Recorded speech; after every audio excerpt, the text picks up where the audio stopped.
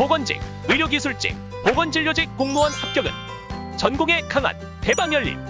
많은 합격생과 합격수기들로 증명합니다. 필기 고득점부터 면접까지 대방열림에서 제대로 준비하세요. 자, 안녕하세요. 안녕하세요. 네, 공중보건 담당하고 있는 김희영입니다. 일단 수업 들어가기 전에 반가운 얼굴들도 있고 낯익은 얼굴들도 있습니다. 그렇죠? 우리 한 달을 탔으니까 이제 슬슬 출발을 할 건데, 일단 시작하기 전에 우리 그동안 문제가 어떤 문제들이 나왔는지 한번 보도록 하겠습니다. 자, 보시면, 자, 이게 제가 일부러 그러니까 평균을 내진 않았어요. 평균 내면 또 그거에 얽매여서 그것만 해야지 이러실까봐. 그래서 2018년부터 최근에 2022년까지 나왔던 문제들을 좀 봤는데, 자, 흐름을 잠깐만 보시면요. 흐름이 그렇게 어떤, 그게 없어요. 규칙이 없어요. 그러니까 여러분들이 어떤 게 대부분 많이 나왔는지 그걸 좀 보시면 되는데, 일단 개념 부분을 보시면 이게 맨 처음에 하나 하다가 5개 조금 줄긴 줄었어요. 2022년에. 그리고 역학은 굉장히 많구나. 예전에도 많았고 지금도 최근도 많구나. 이거는 코로나 때문에 더 그런 것 같긴 해요. 그래서 역학 부분이 훨씬 많이 나오는구나. 그리고 이제 통계 부분이 요때 좀 나왔다가 그 다음에 2022년에 좀 안 나왔었습니다. 그러니까 통계 부분은 그렇게 시간적 투자를 하기는 좀 아까울 정도로 이제 그렇게 많이 나오진 않는구나 하시면 되고요. 자, 모자보건하고 인구도 보시면 그냥 꾸준히 1개, 2개 이 정도 나옵니다. 그 다음에 학교보건, 보건교육, 학교보건이 점점 줄어들고요. 보건교육 쪽이 좀 많아져요. 보건교육 쪽에. 그래도 1개 아니면 2개.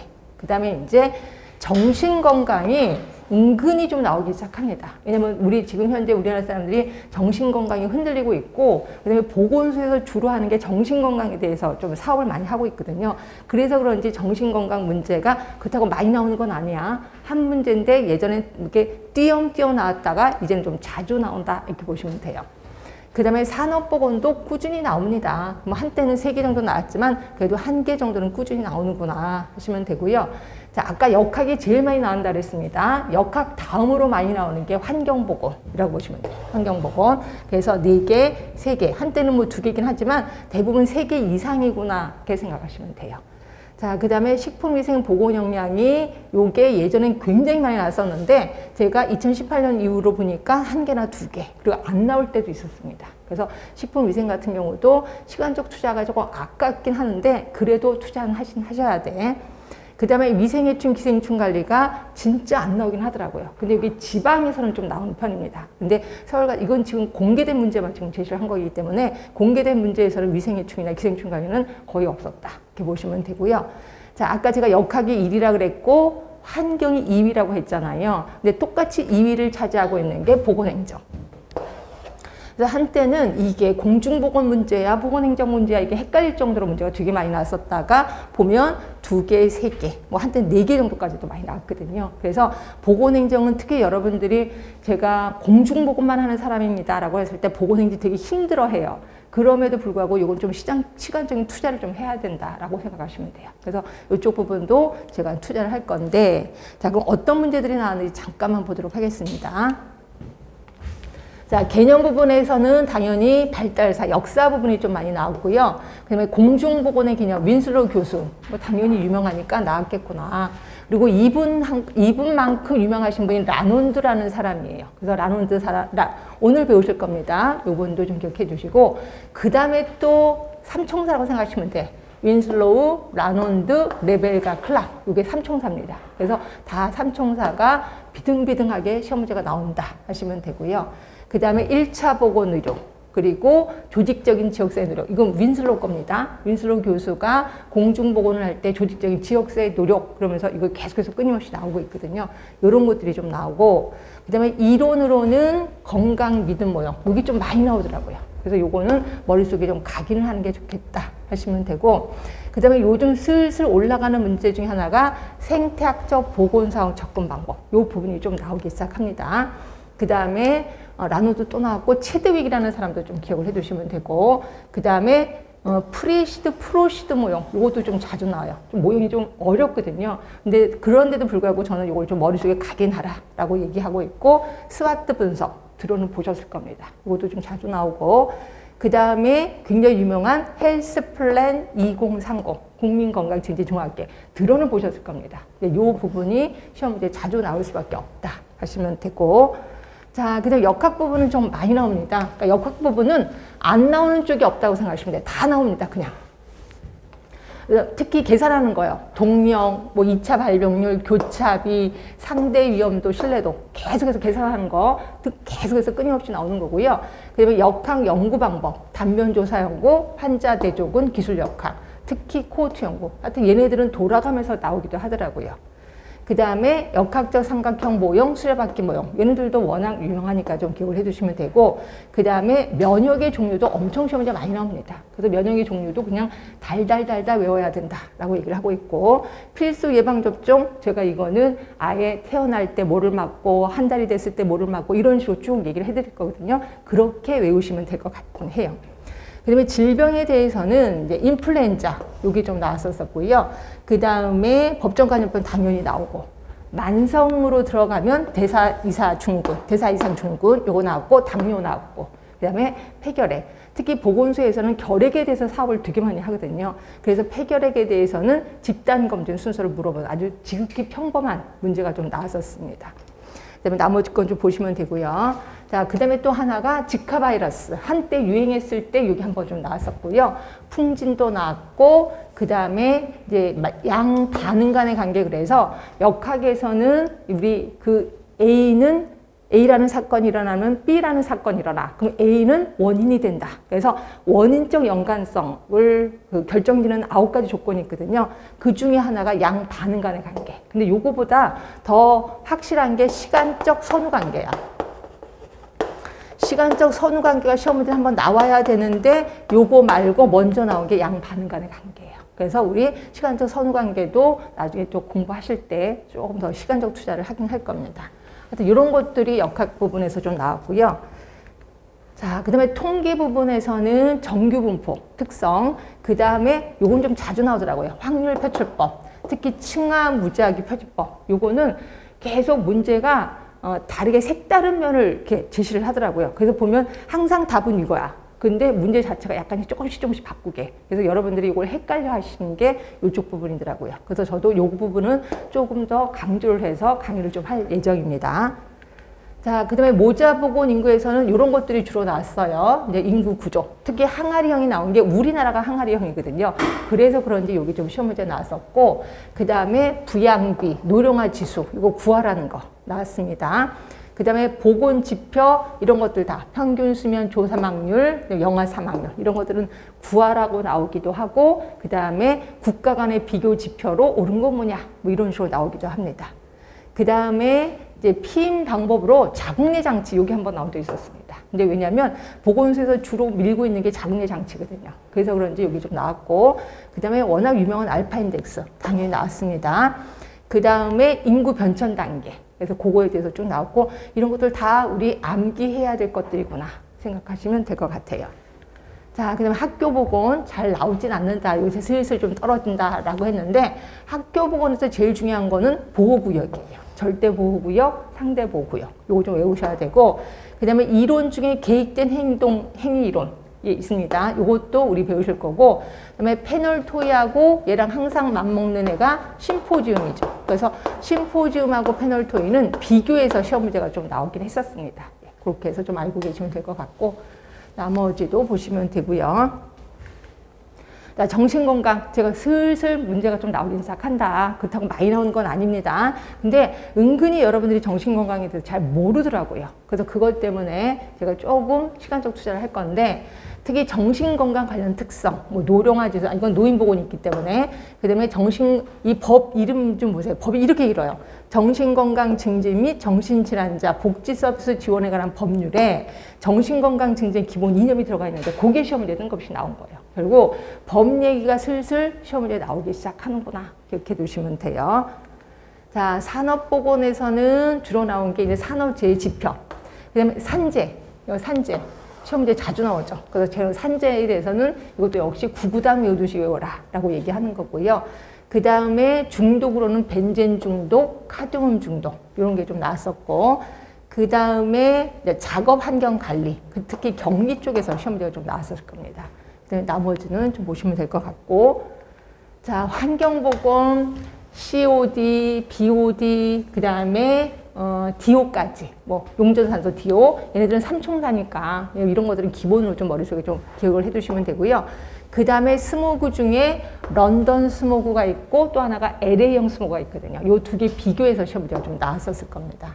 그 다음에 우리 기후변화 협약, 지금 우리 지구 온난화 때문에 난리가 났잖아요. 그것 때문에 기후변화 협약, 프랑스 파리 협약, 이게 시험 문제에 좀 나왔을 겁니다. 결국 대부분 지금 현재 이슈화되고 있는 것들이 문제에 좀 자주 나오는 편이구나 기억해 두시면 될 것 같고, 그 다음에 가장 기본적인 기온의 개념, 뭐 기습의 개념, 이런 것들을 또 한번 슬쩍 언급한 적도 있었습니다. 그래서 환경도 굉장히 범위가 넓어요. 그렇죠? 또 외울 것도 엄청 많아요. 그런데도 불구하고 시험 문제로 나오니까 좀 기억을 해두시면 될 것 같고, 자, 식품위생 쪽입니다. 식품위생하면 대표적인 게 식중독이겠죠. 그래서 식중독, 특히 세균성 식중독, 요거 독소형, 바이러스형, 살모넬라, 자연독, 이런 식중독이 좀 나왔고요.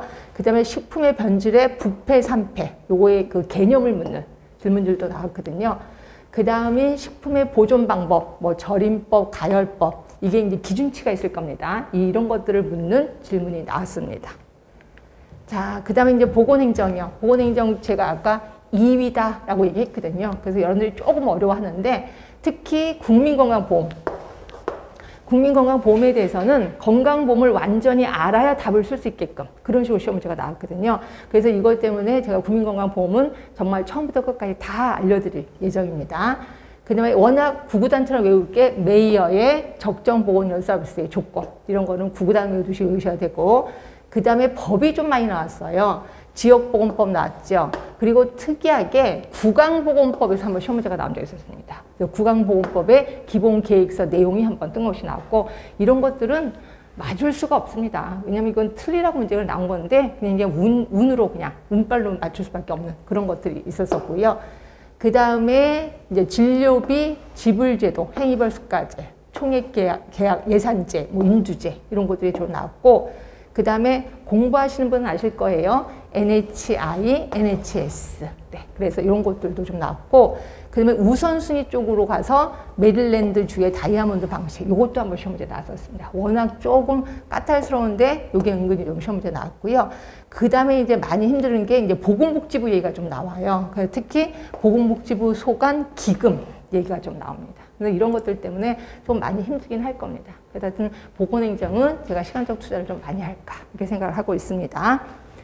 자, 그러면 결국 총평. 자, 18대 2의 법칙은 여전합니다. 자, 18대 2의 법칙이란 뭐냐?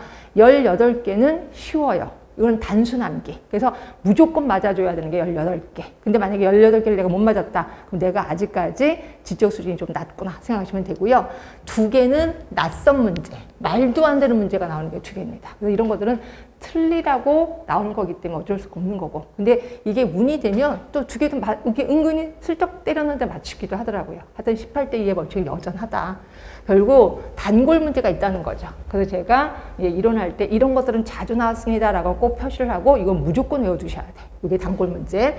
그 다음에 아까 말한 대로 증가 속도가 빠른 역학. 이건 코로나 때문에 더 그렇습니다. 역학 부분이 점점 증가 속도가 빠르다는 건 결국 조금 더 깊게 들어간다는 거죠. 특히 연구사들이 있어서 그런지 연구사 문제를 가져다 쓰는 경우가 되게 많아요. 그래서 저는 역학도 좀 더 깊게 들어갈 거다 하시면 되고, 그다음에 여전한 분량의 보건행정. 보건행정도 아까 제가 투자를 하겠다라고 했고, 결국 최근 5년간 문제를 보면은 중상 정도. 그죠? 그러니까 중에서 약간 조금 어려운 정도라고 보시면 돼요. 그래서 이것 때문에 공중보건이 예전에 정말 누워서 떡먹기였다가 요즘은 조금씩 신경을 써야 되는 문제들이 좀 나왔다라고 보시면 될 것 같긴 해요.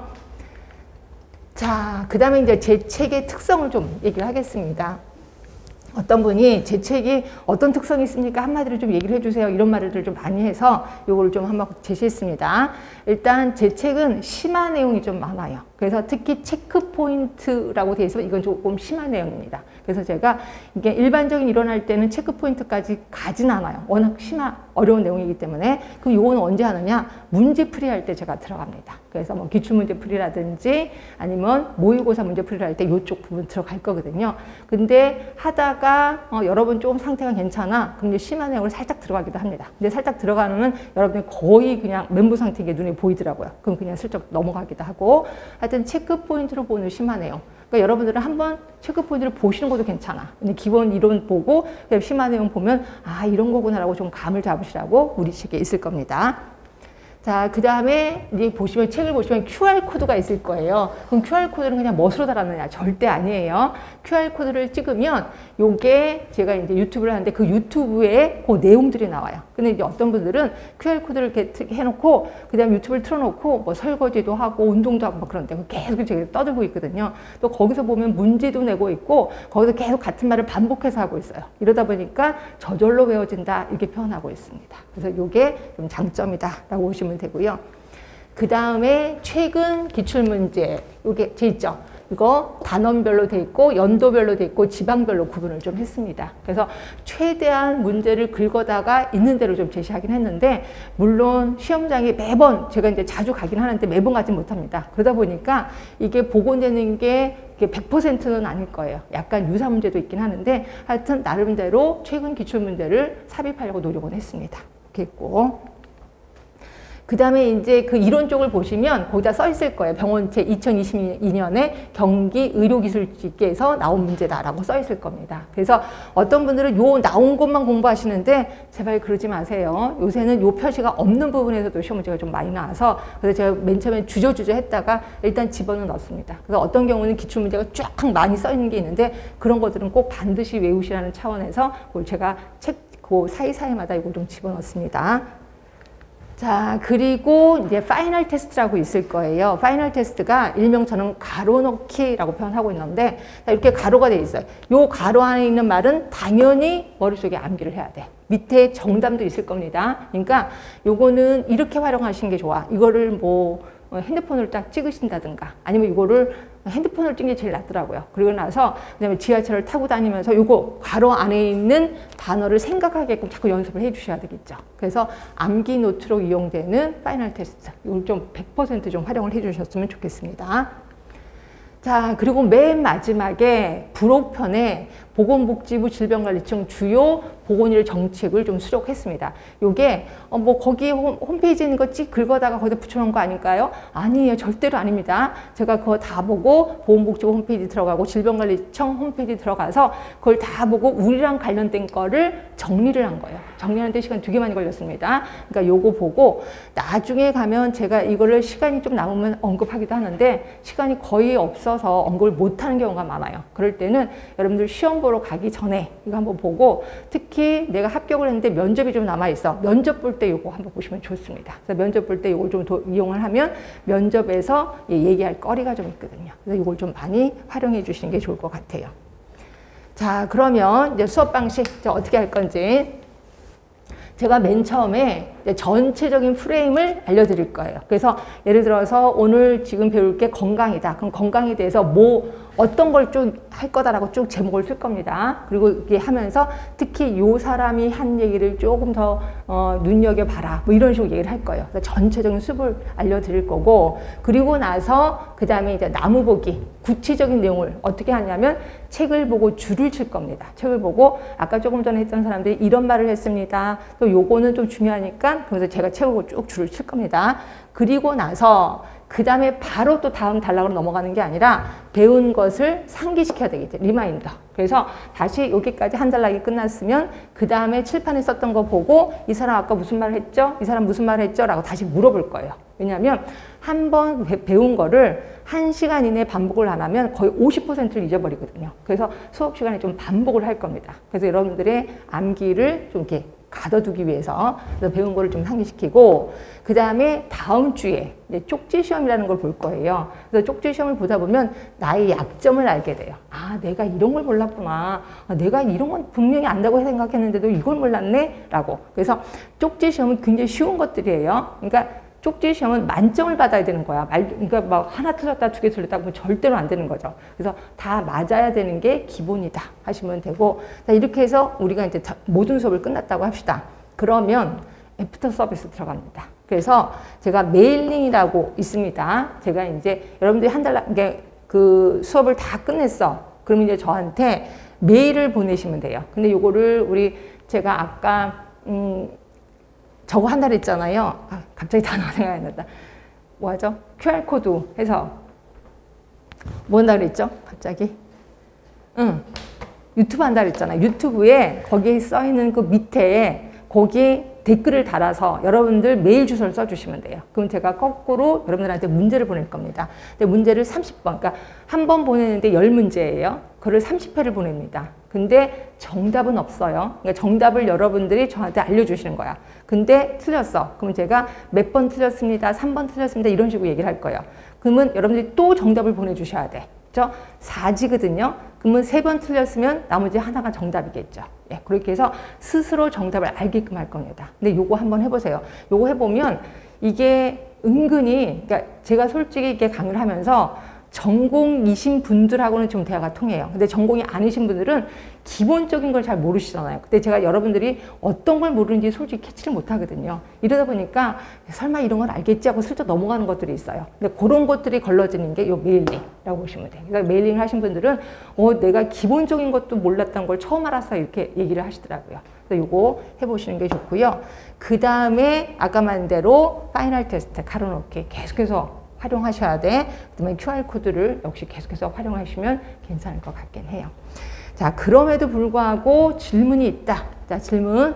자, 진통 카페에 거기 보시면 김영의 전공 해결 있습니다. 그래서 여기에 질문 올리시면 제가 알람을 울려게 했거든요. 그래서 뭐 새벽 1시든 뭐 밤 12시든 뗄랑 하면은 바로 제가 가서 이제 문제 해결을 할 겁니다. 근데 제가 혹시라도 답변이 늦어지는 경우가 있어. 이럴 때는 지금 내가 강의하고 있는 중이구나 라고 보시면 될 것 같고, 강의 끝나면 바로 확인하면 바로 답변을 달아드릴 겁니다. 그래서 여러분들이 조금이라도 궁금한 게 있으면 무조건 질문하셔야 돼. 그냥 나름대로 해석해서 하다 보면 제가 맨날 자주 하는 말, 인생이 망가진다. 그러니까 절대로 본인이 유추 해석하시면 안 되고요. 조금이라도 모르면 저한테 다 물어보셔야 된다. 이렇게 보시면 됩니다. 그래서 여기까지 일단 끝냈고요.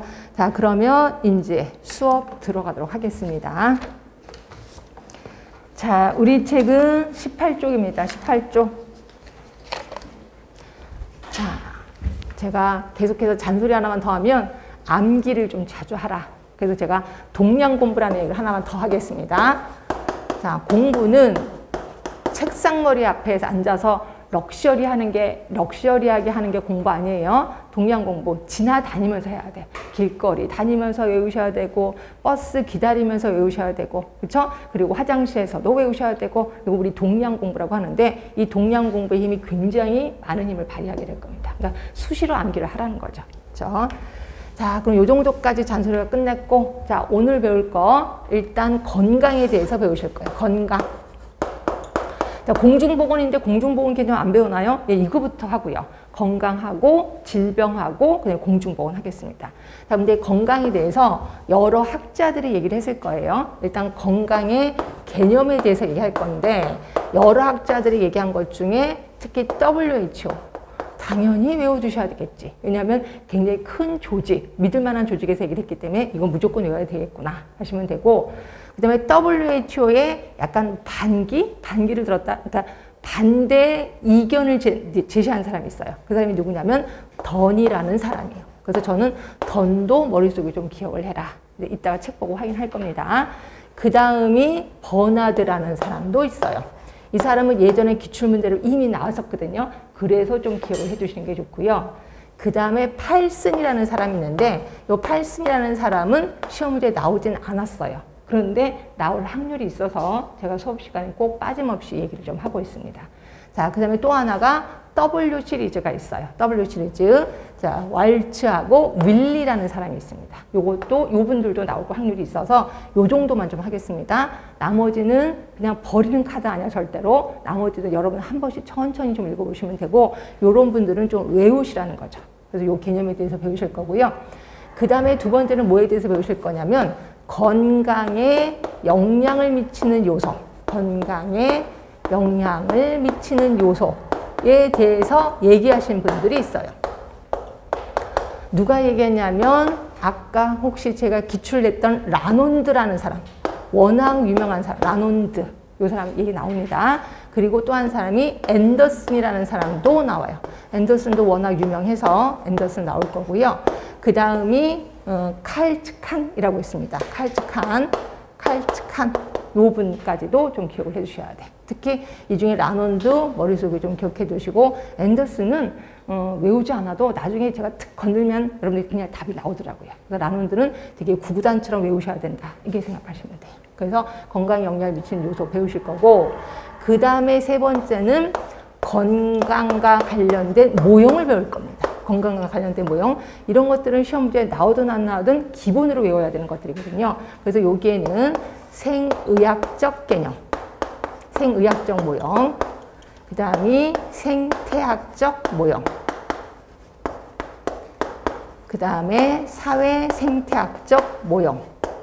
공부하신 분은 다 이게 뭔지 기억을 하셔야 돼. 사회생태학적 모형이 있고, 그 다음에 네 번째가 뭐죠? 네 번째 뭐가 있을까요?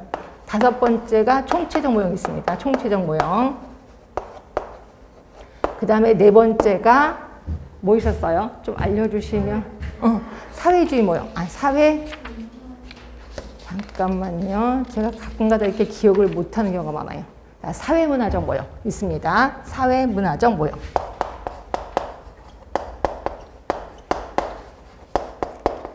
자, 그래서 요 중에서 생의학적 모형, 생태학적 모형, 특히 사회생태학적 모형, 얘네들 좀 자주 나오고, 무엇보다 단골은 총체적 모형이에요. 이게 좀 자주 나옵니다. 사회문화적 모형은 딱 한 번 문제 나왔는데 이것도 거의 정답을 때리지 못했을 거예요. 왜냐면 이렇게 약간 중요하지 않는데 그걸 문제를 내면 대부분 다 틀리시더라고요. 그래서 이것도 우리 기출문제 보고 한번 어떤 식으로 문제가 나왔는지 확인해 보긴 할 겁니다. 그래서 건강에 대해서는 이 정도만 좀 하시면 될 것 같거든요. 자, 그러면 우리 책을 좀 보고 확인하겠습니다. 책은 18쪽이고요. 자, 맨 처음에 건강의 정의, WHO의 정의가 나와요. 자, WHO는 단순히 질병이 없거나 허약하지 않은 상태를 뜻하는 것이 아니라, 이런 걸 그냥 슬쩍 넘어가세요. 자, 외우실 거 있어요.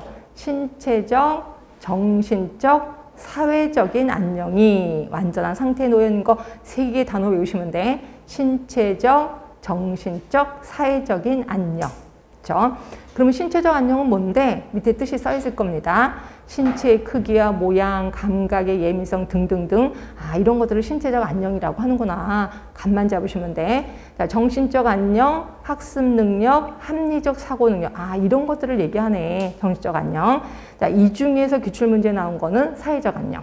자, 사회적 안녕은 뭐냐면 우리가 사회생활을 하면서 나름대로 역할이 있을 거예요. 자, 여러분들 보시면 학생으로서 역할이 있어요. 그럼 학생으로서 제 시간에 맞춰서 여기 앉아 있어. 물론 앉아 있는데 엉덩이도 아프고 정신도 없고 하나도 그래, 정신이 하나도 없어.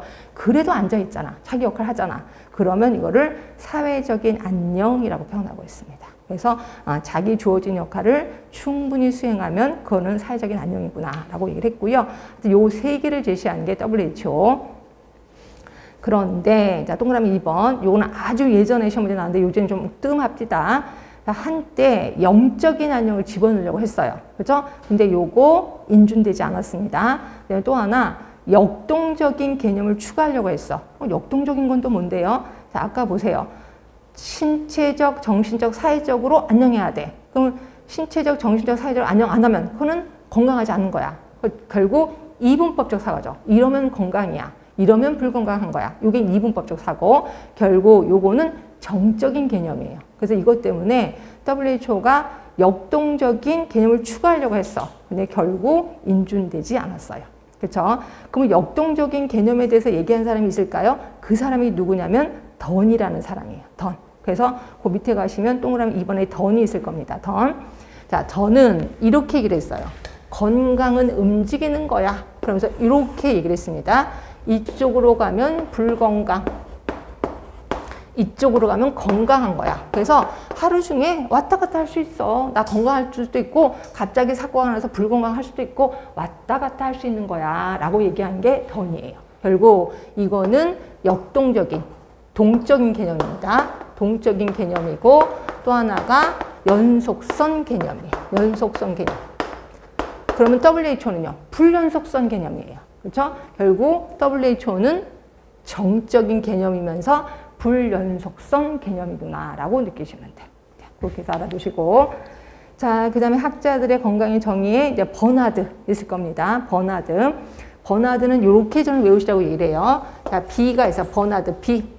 자, 요거 별로 안 이쁠 거예요. 요거 별로 안 이쁠 거예요. 위아래가 균형을 받아야 돼. 그래서 저는 뭐라고 했냐면 외부 환경 변동에 대해서 내부 환경의 항상성이 유지되면 건강한 거다. 결국 외부 환경이 갑자기 추워졌어. 그랬을 때 발빠르게 내부 환경이 바뀌었어. 그러면 항상성이 유지돼. 그러면 이건 건강인 거다라고 얘기를 했어요. 버나드 이렇게 외워주시면 되고요.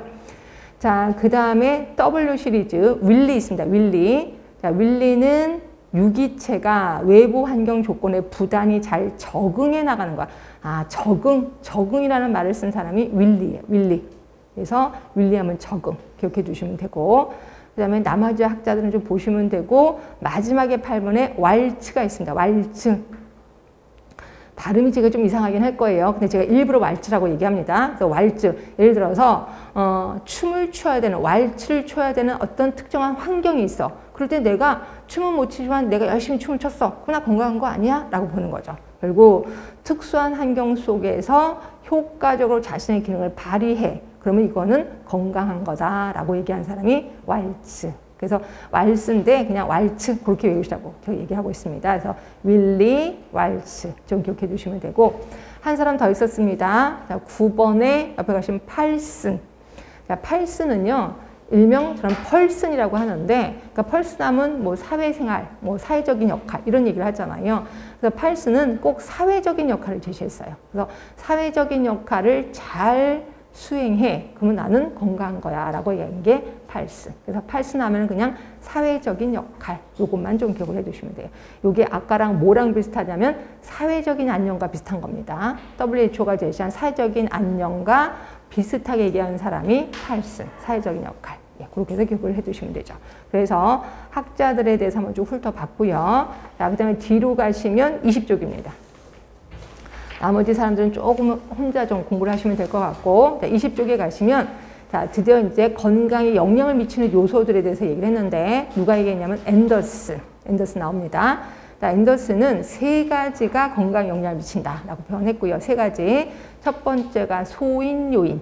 그다음에 두 번째가 가능 요인.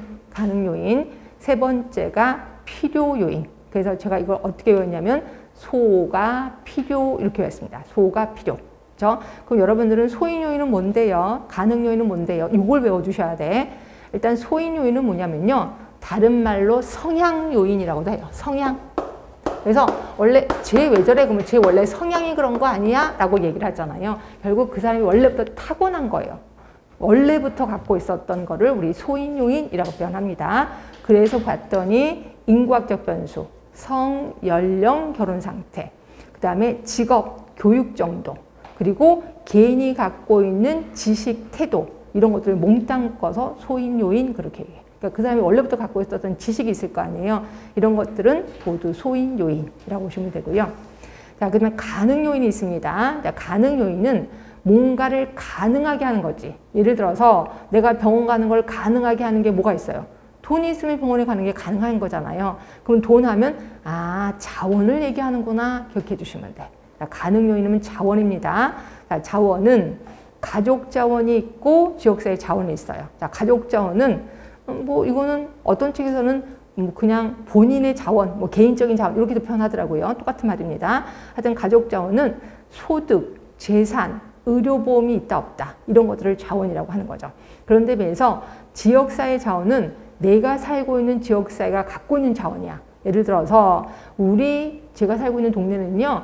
뭐 조금만 밖에 나가면 운동기구가 되게 많은 거야. 그 운동기를 공짜로 무료로 사용할 수 있어. 그럼 나는 지역사회 자원을 갖고 있구나 라고 얘기하는 거죠. 그래서 지역사회 자원은 의료 자원 또는 의료기관까지의 교통시간. 그래서 우리 동네 바로 근처에 큰 종합병원이 있어요. 그럼 나는 큰 지역사회 자원을 갖고 있는 거예요.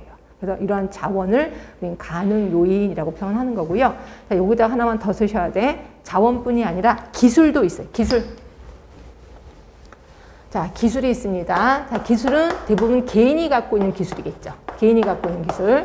예를 들어서 내가 스트레스가 쌓여 있을 때 스트레스를 풀 수 있는 노하우가 있어. 그럼 나는 개인 기술을 갖고 있고 이건 가능 요인을 갖고 있는 거죠. 그렇죠?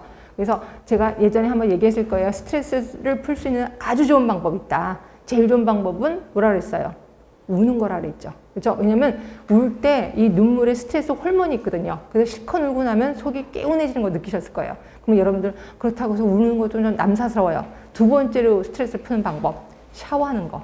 뜨거운 물에 몸을, 그러니까 우리 스트레스를 풀면 몸이 근육이 긴장돼 있거든요. 근데 뜨거운 물에 딱 샤워를 하면 근육이 풀리면서 스트레스가 풀려요. 제일 좋은 방법 뭐예요? 샤워하면서 우는 거예요. 한번 해보세요. 진짜 효과 있습니다.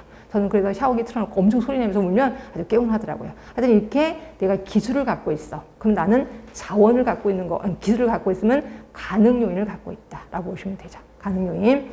그 다음에 필요 요인이요. 자, 필요 요인. 이건 조금 기억을 해 두셔야 돼. 물론 여태까지 다 기억을 해야 되지만 필요 요인은 두 가지가 있어요. 환자가 느끼는 필요. 이거를 영어로 want to라고 하는 거고, 그 다음에 욕구라고도 표현한대. 욕구. 그 다음에 의학적인 필요. 이건 의료인들이 당신 치료해야 됩니다 라고 얘기하는 거예요. 이걸 need라고 얘기하는 거고, 다른 말로는 요구라고도 합니다. 결국 여러분들은 요구 또는 want to, need. 예, 거기서 기억을 해두시면 되고요. 그럼 앤더슨이 얘기한 요 세 가지 중에서 소인 요인, 가능 요인, 필요 요인 중에서 그러니까 의료기관으로 찾아가게끔 하는 가장 중요한 요소가 있습니다. 내가 의료기관까지 찾아가는데 가장 큰 영향을 미치는 요소. 소인 요인, 가능 요인, 필요 요인 중에 뭘까요? 필요 요인이겠지. 필요 요인 때문에 내가 병원에 가는 거죠. 그렇죠? 그러니까 이 중에서 필요 요인이 가장 직접적인 요인이 될 수 있다라고 써 있을 겁니다. 거기 보이시죠? 필요 요인 하면 이용상 가장 직접적인 요인이 될 수 있다라고 되어 있습니다. 앤더슨의 소가 필요 기억해 주시면 되고, 자, 그 다음에 순서를 조금만 바꾸겠습니다. 15번, 동그라미 15번 보시면 라논드. 자, 라논드는 건강에 영향을 미치는 요소를 4가지를 제시했어요. 자, 옆에 퍼센트가 있는데 퍼센트를 외우라는 건 절대로 아니야. 그 대신 저기 대중속, 어떤 게 제일 크고 어떤 게 제일 작고 이런 것만 좀 기억을 해 주시라는 거죠. 일단 생활 습관.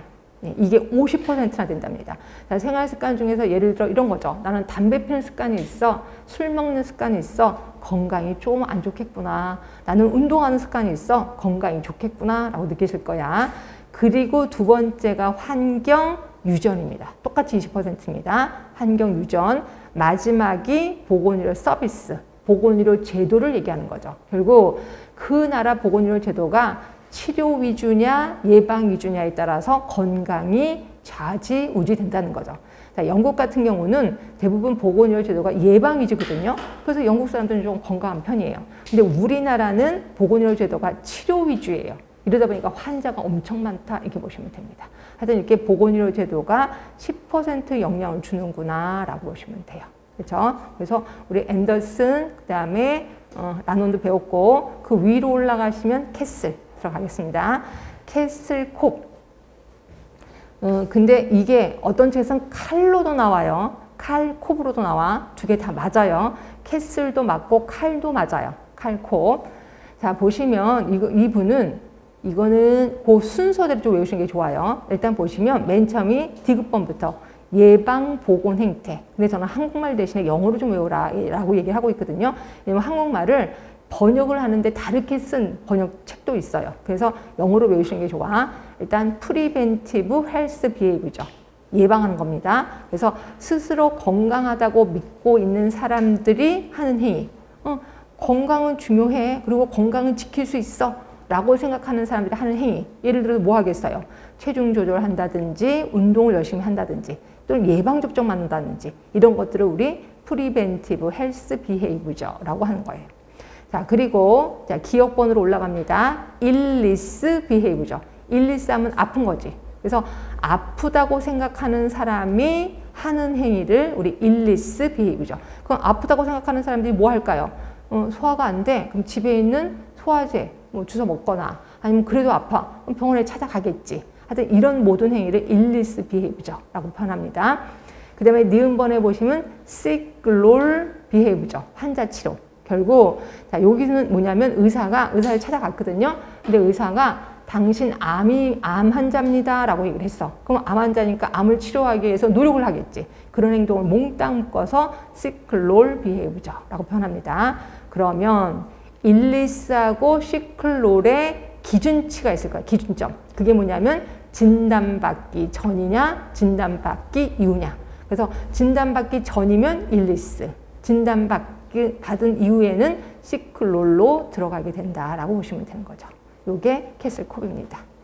자, 보셨죠? 자, 그럼 지금까지 한 번만 우리 반복합시다. 자, 우리 지금 건강 개념 다 얼추 했습니다. 건강 개념 중에 이제 특히 여러 학자들이 얘기한 거, 특히 WHO가 제시한 거. 자, 아까 무슨 적 얘기해 주세요. 신체적, 정신적, 사회적인 안녕. 그리고 얘네들은 무슨 특성을 갖고 있냐면 정적인 개념이고 또 하나 불연속선 개념이에요. 그렇죠? 자, 이거에 대해서 반기를 든 사람이 던이라고 했습니다. 던은 연속선 개념을 제시했죠. 연속선 개념을 제시했고 또 하나가 동적인 개념이에요. 이해되시지? 자, 버나드 하면은 뭐 했었죠? 내부 환경, 외부 환경의 항상성을 유지해야 된다. 자, 팔슨 하면 항상 뭐를 얘기했죠? 사회적인 역할에 대해서 얘기를 하는 사람. 그 다음에 W 시리즈로 윌리 있었습니다. 윌리. 자, 윌리는 뭐였었죠? 윌리? 적응. 적응을 잘하면 건강한 거다. 그 다음에 왈츠 있었습니다. 왈츠. 춤추는 거. 뭐예요? 특수한 상황에서 자기 기능을 잘 발휘해. 그렇죠? 발휘해. 그러면 건강한 거다라고 표현을 했어요. 이게 건강에 대한 개념. 건강에 영향을 미치는 요소 라논드 있습니다. 라논드 하면은 네 가지를 얘기를 했죠. 이거 순서대로 하시는 게 좋다라고 표현했습니다. 제일 처음이 생활 습관.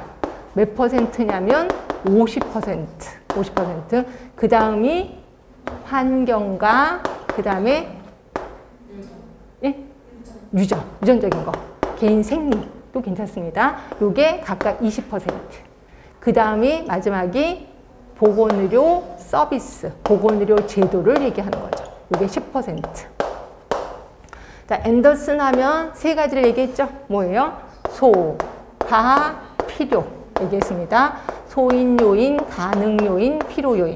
소인 요인은 그 사람이 원래부터 갖고 있었던 거. 원래부터 갖고 있었던 성, 연령, 직업, 그 사람이 원래부터 갖고 있었던 지식, 태도, 행위 이런 것들이 모두 소인 요인이죠.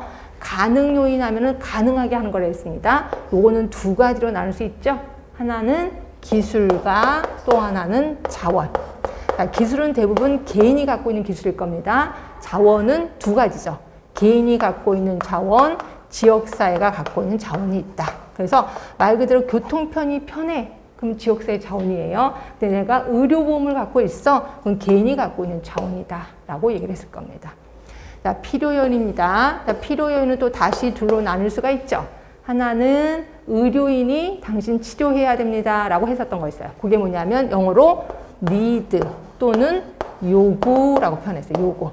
그리고 보통 우리들이 필요한 나 이거 치료받고 싶어 라고 하는 것들이 있었습니다. 이거는 want to 라고 표현했고 다른 말로 욕구라고 표현했어요. 요 세 개 중에 가장 직접적인 영향을 미치는 거는 필요다 라고 표현했습니다. 그 필요 부분을 좀 기억을 해두시면 되고요. 그 다음에 캐슬콥, 칼츠칸 있었습니다. 캐슬이라고도 우리 책에 나왔었지. 이거는 제가 영어로 외우는 게 좋겠다라고 표현했었습니다. 맨 처음에 뭐 했었냐면 프리벤티브 비헤이브죠. 있었습니다. 아닌가? 아니. 프리벤티브 하니까 맨 처음에는 예방하는 거. 근데 프리벤티브 비헤이브죠. 있었습니다. 이거는 건강은 지킬 수 있다라고 믿는 사람들이 하는 행위라고 했고, 운동하러 다니고, 그 다음에 예방접종 맞는 거, 이런 것들을 얘기하는 거고요. 그 다음에 내가 아파. 그러면 illness behave죠. 그래서 아프다고 느끼는 사람들이 하는 행위, 뭐 병원에 간다든가 집에 있는 약을 주워 먹는다거나 이런 걸 얘기를 하는 거지. 그리고 이거는 진단받기 전이다 라고 표현했고, 진단받은 이유는 시클롤 환자 역할입니다. 시클롤 비헤이브죠. 그래서 이때는 암 진단받은 후에 암을 치료하기 위해서 노력하는 거를 시클롤 비헤이브죠 라고 표현했습니다. 그래서 여기까지는 어떻게 잘 외우셔야 돼. 자, 그 다음에 건강 모형 들어가겠습니다. 자, 책은 21쪽이고요. 자, 건강 개념 모형, 생의학적 모형 있습니다. 자, 생의학적 모형은 뭐부터 시작하냐면 데카르트의 정신육체 이원론에서 출발한대. 정신육체 이원론을 다른 말로 이렇게 표현합니다. 심신이원론이라고 표현해요. 심신이원론. 자, 이렇게 나오면 답은 금방 심신이원론. 몸과 마음은 따로따로라는 거죠. 그렇죠? 그래서 솔직히 근데 우리 몸과 마음은 따로따로 아니지 않아요? 하나이지 않아요? 몸이 아프면 마음도 아프고 마음도 아프면 몸이 아프잖아요. 근데 그때 당시에는 심신이원론이야. 그래서 몸은 따로, 그 다음에 마음 따로. 그래서 그때 당시에는요, 수술을 할 때 지금 마취제라는 게 나왔는데 그때는 마취제라는 게 없었잖아요. 그래서 어떻게 수술했냐면 술을 먹였어요. 알코올 술을 막 먹이고 여기서 배를 쫙 가르는 거야. 그럼 환자가 막 배 아파요 막 소리 지르면 야, 술 더 먹여. 그래서 술을 계속 한쪽에서는 술을 계속해서 먹이고 있고 여기서는 수술을 막 열심히 하는 거야.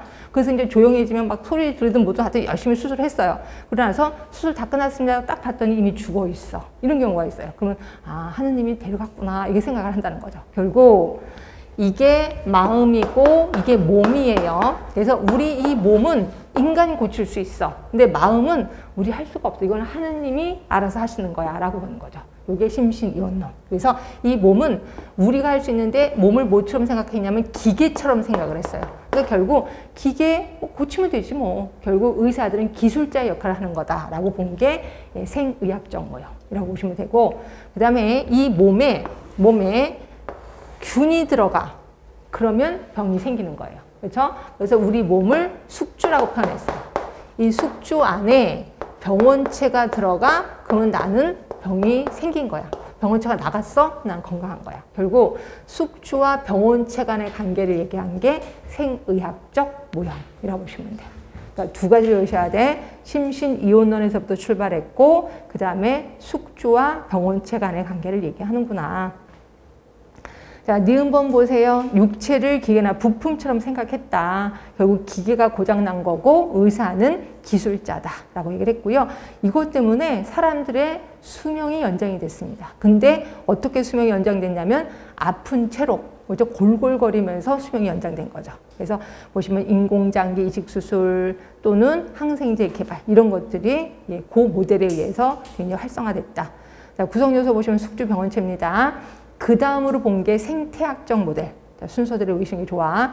자, 생태학적 모델은 지렛대 모형이라고 있을 겁니다.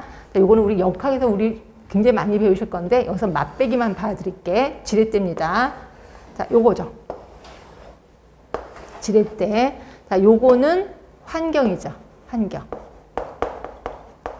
그리고 여기는 숙주. 여기가 병원체. 그래서 요 세 개가 결국 아까 숙주 나왔고 병원체 나왔고 하나 더 생긴 게 환경. 그죠? 그래서 세 개가 생긴 겁니다. 이걸 생태학적 모형. 그래서 얘네가 균형을 받으면 건강한 거야. 근데 균형이 깨지면 아픈 거다라고 본 거죠. 결국 세 개고 요 세 개 중에서 가장 중요한 게 뭐야? 환경이 제일 중요하다라고 표현했습니다. 이런 것들도 얼렁얼렁 외워두셔야 돼. 자, 생태학적 모형 보시면 숙주, 병원체, 환경이 평형을 이룰 때 건강 유지되는 거다. 이 세 가지 중에서 가장 중요한 거는 환경이다 말씀드렸고요. 그 다음에 사회 생태학적 모델. 자, 요거는 숙주 그대로 내려왔습니다. 환경도 그대로 내려왔습니다. 그런데 병원체가 없어요. 그렇죠? 뭐가 있어요? 개인 행태 요인이 있어요. 그럼 병원체는 없어졌나요? 병원체는 환경에 집어넣었어요. 환경에 집어넣고 환경용으로 크게 아우터를 크게 바운더리를 친 거고요. 그 다음에 개인 행태 요인. 개인 행태 요인은 뭔데? 습관이요, 습관. 그렇죠? 이게 개인 행태. 그래서 내가 술 먹는 습관이 있어, 담배 피우는 습관이 있어, 건강이 나쁘겠지. 그렇죠? 운동하는 습관이 있어, 건강은 좋겠다. 그러면서 요 세 개 중에 가장 중요한 거는 개인 행태다라고 얘기했어요. 그게 사회생태학적 모델. 그 다음에 사회문화적 모델입니다. 자, 사회문화적 모델은 자, 요걸 알아야 돼. 준거 집단을 좀 알아야 돼. 준거 집단. 눈에 보이시나요? 자, 준거 집단은 두 개로 해석할 수가 있어요. 그러니까 내가 몸 담고 있는 집단, 준거 집단, 또는 내가 되고 싶은 집단, 준거 집단. 예를 들어 우리는 공무원 집단이 되고 싶어요. 그럼 공무원 집단이 준거 집단이 되는 거야. 또는 내가 공무원에 취업을 했어. 그럼 그 공무원, 나 지금 공무원이에요 라고 하면 이것도 역시 준거 집단이 되는 거죠. 그래서 건강과 질병의 판단 척도는 준거 집단이에요. 이러다 보니까 상대적이라는 거지. 자, 뭔 소리냐면 예를 들어서 제가 공무원 생활을 하다가 너무 아픈 거예요. 그래서 제가 계장님한테 계장님 오늘 너무 아파서요. 저 오늘 하루 못 나가겠습니다. 그러면 계장님이 어디가 아픈데 꼭 물어봐요. 그래서 여기가 아프고 저기가 아프고 쭉 얘기를 하면 뭐라고 하냐면 계장님이 야 그런 거 죽지만 않으면 돼. 빨리 나와. 그러면 난 그때부터는 환자가 아닌 거예요. 그렇죠? 결국 준거 집단이 너 환자 아니야 라고 하면 나는 환자가 아닌 거죠. 그런데 계장님이 야 그런 거 미리미리 잘 준비해야 돼. 얼른 병원에 갔다 와. 그러면 그다음부터 환자가 된다는 거죠. 그래서 상대적인 거야. 건강과 질병의 판단의 척도는 상대적이라는 거죠. 그렇죠?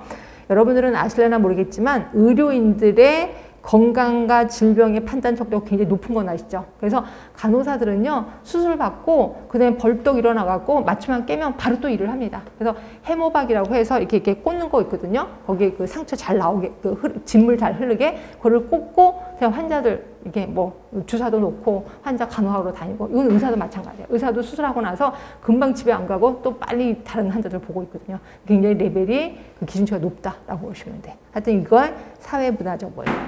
그러니까 사회문화적 모형은 준거 집단을 머릿속에 기억하시면 되고 또 하나 기억할 것은 건강과 질병의 판단 기준은 상대적이다라고 보시면 되는 거죠.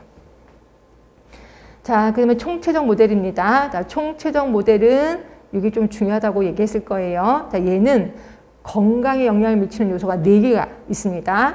인체 생리, 환경, 생활 습관, 보건의료 시스템, 보건의료 서비스. 이거 보면서 뭐 생각나세요? 라논드 생각나지 않으세요? 똑같아요. 근데 뭐가 달라요? 가중치가 다르긴 해요. 그렇죠? 그렇다고 퍼센트를 외우지 말고 근데 가중치의 크기는 똑같아요. 자, 좀 다르구나. 생활습관 1위. 생활습관 1위. 2위가 인체 생리. 아까 우리 유전이라고 배웠으니까 유전. 이게 인체 생리거든요. 환경이 3번째네. 그 다음에 보건의료 시스템이 4번째네. 이것도 순서대로 외웁시다. 생활습관, 그 다음에 인체 생리, 환경, 보건의료 시스템. 자, 그리고 디귿번째 보세요. 자, 건강과 질병을 단순히 이분론적으로 파악하지 않고, 자, 이분론적으로 파악한 건 누군데? WHO였잖아. 근데 여기는 이분론적으로 파악하지 않고 건강과 질병의 정도에 따라 연속선상에 있는 것으로 파악하였다. 누구의 의견을 따른 거예요? 던의 의견을 따랐구나. 총체적 모델이. 그렇죠? 그래서 던도 머릿속에 좀 기억을 해 주시는 게 좋아요. 그래서 총체적 모델. 자, 그래서 던 생각을 했더니 바로 밑에 또 던이 얘기한 게 있네요. 웰리스 모형. 이건 한 번도 시험 문제 나온 적 없거든요. 나올 확률이 좀 높아서 지금 제시를 합니다. 자, 요거는 뭘 보시면 되냐면 뒤로 가시면 그림 같은 걸 하나 보세요. 그림을 보시면 아까 제가 던이라는 사람은 연속성 개념을 제시했다 그랬잖아요. 일단 연속성 보세요. 건강축. 왼쪽으로 가면 사망이야. 오른쪽으로 가면 최상의 웰리스야. 그래서 연속성 개념을 제시했고 거기에 수직으로 하나 직선을 하나 더 걷습니다. 위로 올라갈수록 건강지향적인 환경이야. 밑으로 내려갈수록 불건강 환경이야. 그러니까 환경 자체가 건강하고 밑으로 가면은 환경이 건강하지 않은 거죠. 제일 좋은 거는 오른쪽에 위에 있는 거죠. 상위 수준의 웰리스지. 상위 수준의. 자, 이거 다시 한번 그림 그려볼게요. 자, 던이라는 사람이 제시한 겁니다. 그래서 여기는 사막인 거고, 이건 최상의 웰리스. 그리고 여기는 환경이 굉장히 좋은 거예요. 좋은 거, 굿. 환경이 별로 안 좋은 거예요. 배드. 그죠? 이렇게 되는 거지. 그래서 여기가 가장 좋은 거죠. 내가 건강하고 환경도 건강한 거야. 그러니까 요즘 같은 우리나라 제가 사는 동네에서는요 맨발 걷기가 유행이에요. 그래서 산에 올라가면 모든 사람들 다 맨발로 걸어. 나 혼자 신발 신고 있어. 이게 맨발 걷고 막 건강을 찾으려고 막 해. 환경 자체가 건강을 찾으려는 환경이에요. 그리고 나도 건강이 좋아. 그럼 가장 상태가 좋은 게 이거죠. 이거를 최상의 웰리스라고 표현하는 거예요. 그래서 뭐 던에 보면 요것만 기억하시면 돼요. 한 번은 문제 안 나왔기 때문에 아주 어렵게 나오진 않을 거예요. 그래서 이 중에 뭐 기역, 니은, 디귿, 리을 해놓고 가장 좋은 상태가 뭐냐 이렇게도 나올 수가 있어. 그럼 가장 좋은 상태는 요 니은 번개구나라고 보시면 되고 이게 최상의 웰리스다라고 보시면 되는 거죠. 그래서 그런 식으로 좀 알아두시는 게 좋고요. 자, 그 다음에 그거 밑에 거 넘어가시고 옆에 건강 영양 피라미드. 얘도 시험 문제 한 번도 안 나왔거든요. 근데 나올 수 있을 것 같아서 이것도 제시합니다. 자, 보시면 피라미드가 나와 있어요. 프리든이라는 사람이 이 피라미드를 제시했는데 밑으로 내려갈수록 가장 넓은 게 사회 경제적 요인이야. 결국 다시 위로 올라갈게요. 아래쪽으로 갈수록 인구 집단에 미치는 영향이 크고 위쪽으로 갈수록 개인의 노력이 더 요구된다야. 결국 밑으로 갈수록 많은 사람들을 집단에 의한 효과 증가예요. 근데 이런 얘기를 하더라고요. 어떤 정치가가 금연 사업을 성공하고 싶어? 또는 절주 사업 성공하고 싶어? 간단하대요. 그럼 뭐가 간단한데 했더니 잘 살게 하면 된다. 이렇게 표현하더라고요. 그래서 모든 사람들이 잘 살면 자기가 알아서 담배를 끊는데 알아서 술도 조금 먹는데요. 그런 거랑 똑같아. 그래서 사회 경제적 요인이 가장 큰 영향을 미친다는 거죠. 사회 경제적 요인. 그리고 그 위에가 개인의 선택을 건강하게 만드는 맥락 변화야. 말이 좀 어렵죠? 이게 환경 조성이에요. 환경. 아까 말한 대로 건강한 환경을 조성하게 하는 거죠.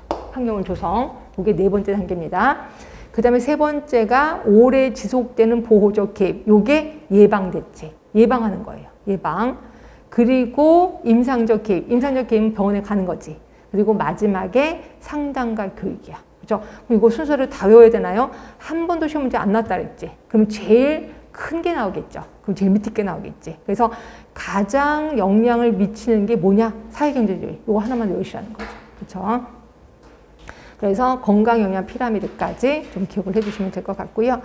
자, 봅시다. 우리 건강에 영향을 미치는 요소도 했고요.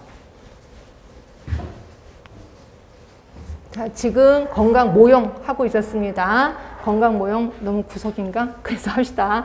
자, 생리학적 모형 뭐하고 뭐의 관계였었죠?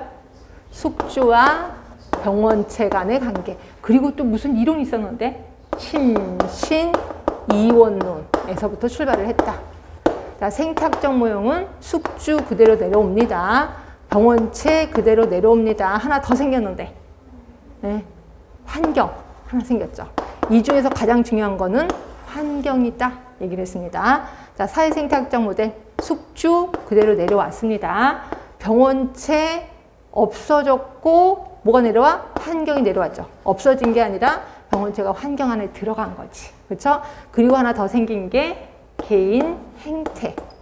이 중에서 제일 중요한 거는 개인 행태다라고 얘기를 했습니다. 자, 사회문화적 모형하면 무슨 단어를 기억하라고 했는데 무슨 집단? 준거 집단. 준거 집단. 그리고 건강이다, 불건강이다를 준거 집단이 판단한다고 했습니다. 그래서 건강의 척도는 상대적이다, 절대적이다. 상대적이다, 상대적이다 라고 얘기를 했고요. 자, 총체적 모형 순서대로 얘기를 했죠. 제일 처음이 생활습관, 생활습관. 그 다음이 두 번째가 인체생리 또는 유전, 인체생리 또는 유전. 그 다음에 세 번째가 환경. 그 다음에 마지막이 보건의료 서비스. 외우셔야 돼. 그거 외에 아까 말한 던이 얘기한 최상의 웰리스 나올 수도 있다. 그리고 프리든이 제시한 건강영양 피라미드도 나올 수 있다. 이렇게 해서 기억을 해두시면 되죠. 자, 조금만 쉬셨다가 마저 하도록 하겠습니다.